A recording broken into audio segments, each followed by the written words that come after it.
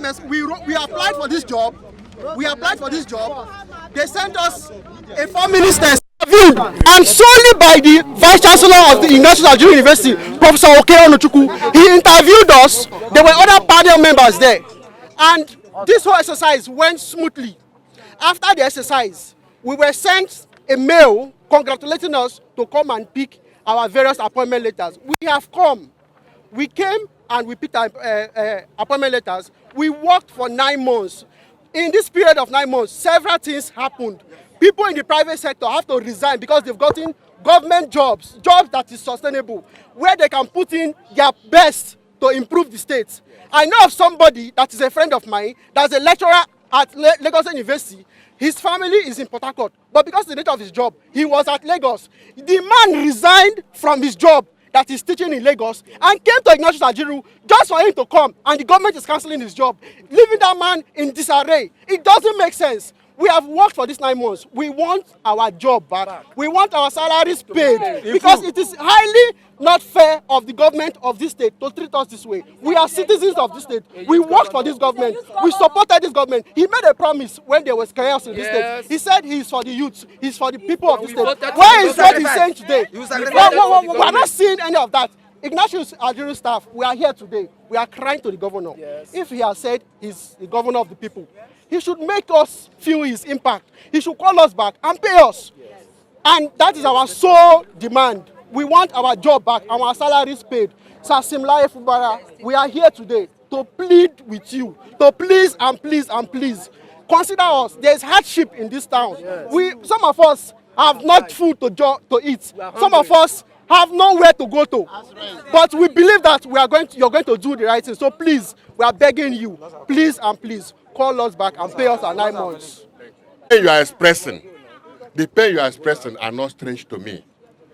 I know what you are passing through. I know what every person here is passing through. And that is why I am here. The governor has sent me to speak to you. And I will not tell you any lie. Whatever I will tell you, put it down for records. My name is George Nweke. I'm the head of service. Thank you very much. I will not disappoint you people. I was a lecturer too, and I know what it means for a young man to be a lecturer. You people have done so well. We have had their reports. But I want to correct one bad impression or one wrong impression. That impression is that the governor has neglected you. I want to speak in very firm and direct terms here that the governor is on your side. Listen first. If you say debate, I think you will want me to now give reasons. The governor is on your side. Why do I say so? Please listen very well so I can take something home. I see that there is some people have not said the truth somewhere, because the information you have is not the truth. It's not the correct thing that we have on the table. And it's good I give you the right information so we can be on the same page. First of when? First of all, okay, no problem. there was an approval for employment in Ajuru. The employment was to be for 700, I can't say the exact figure, but less than 800 people. And that's 760, I can't say the exact, but less than 800 people. That was the position that was budgeted for, and that was what the state asked them to go and employ. Now, when you people came and applied, okay, and in that number, which is less than 800, a particular number about, let me say, 2/3, if not more than 2/3 of it was for lecturers. Whereas the balance was for the non-academic staff. Because prima facie, the main essence of a university is teaching. So we cannot do without lecturers. So the employment was declared that so and so number of lecturers should be employed, and so and so number of non-academics should be employed. And when they now, and as you have been employed, there's a particular salary level that you're supposed to enjoy under the university salary scale. But when you came in, they were now giving you things lower than what, did you hear that? Did you see that one? Where they were reducing your, what if you are to be paid, say, let me say, no, you already knew what you were in for. Listen very well, because what I'm telling you, I think someone has not given the right information. They cannot push a problem to government that's even trying to do things better. So there's a particular level that every person was supposed to be placed, and that was the approval that His Excellency gave. Now, at the end of the day, they employed 1,800 and something people. almost 3 times the number that was given to them to employ. And they brought all of you for biometrics. Now, when they brought the number of people now that were to be payrolled, they brought less than that. I will give you people the figures and show you the names that were brought for us to payroll. And when we are now looking at it, we saw that they have reduced every person to as if they were casual workers, which the governor said no. Meanwhile, when we also looked at it, the non-academic staff, we are now 3 times the academic staff. The academic staff that we are now brought for us to pay, we are less than 100 people. Please, is that a very fair representation? No. But have they told you this?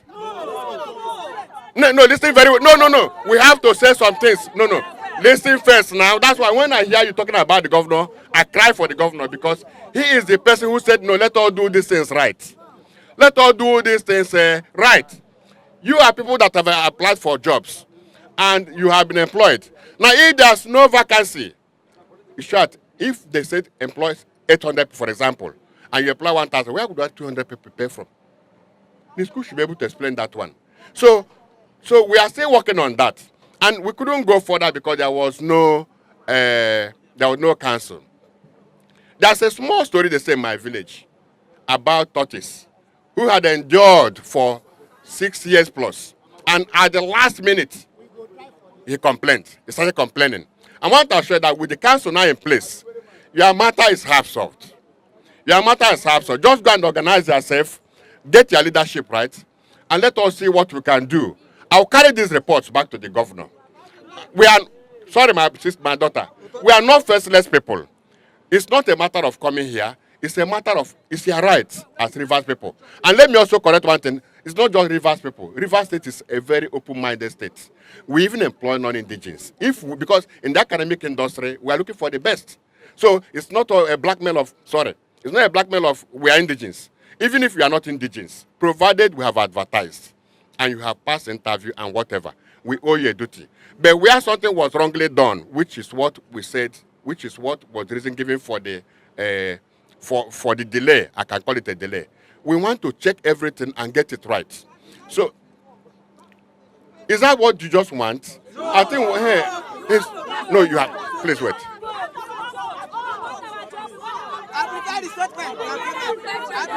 He's still talking, Hello?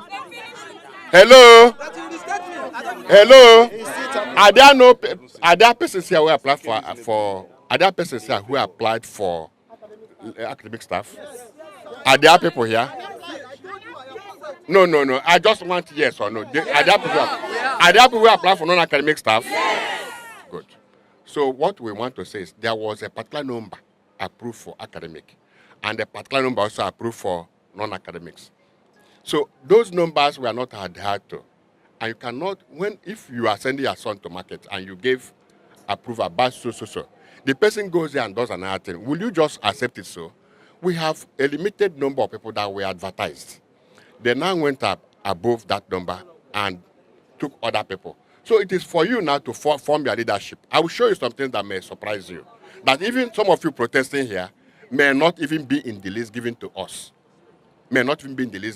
We discovered that because the Office of Health and Service did the biometrics. So when we are looking at people brought for payment, many of them were not there and issues were raised.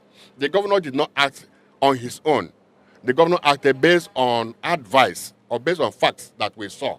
So I want you to go back home, not without hope, but to go and arrange yourself. Get me, like you that spoke, and 1 or 2 other people, arrange yourself and give up people. Let us go back and show you what we have on the board.